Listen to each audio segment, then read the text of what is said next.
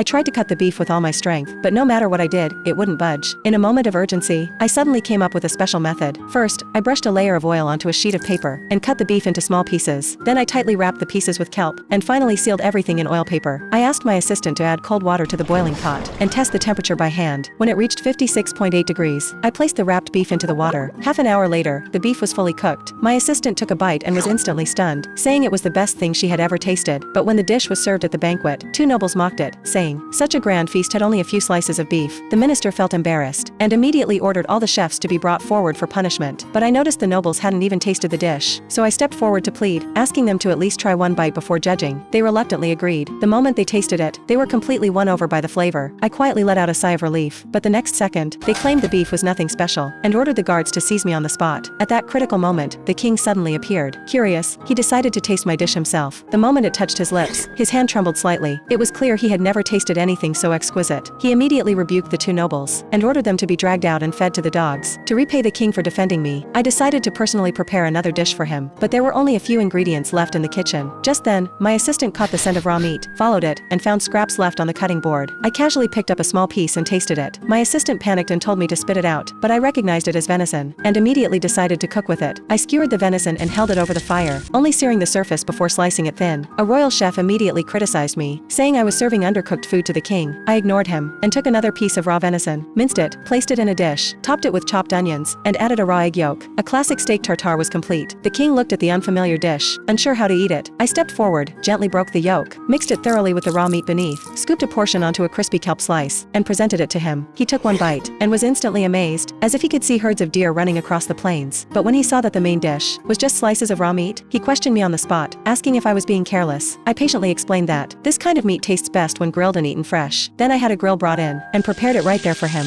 A maid stepped forward to taste it first for poison, but the king waved her off. The moment he tasted the venison, a satisfied smile spread across his face. He immediately declared me the new royal chef.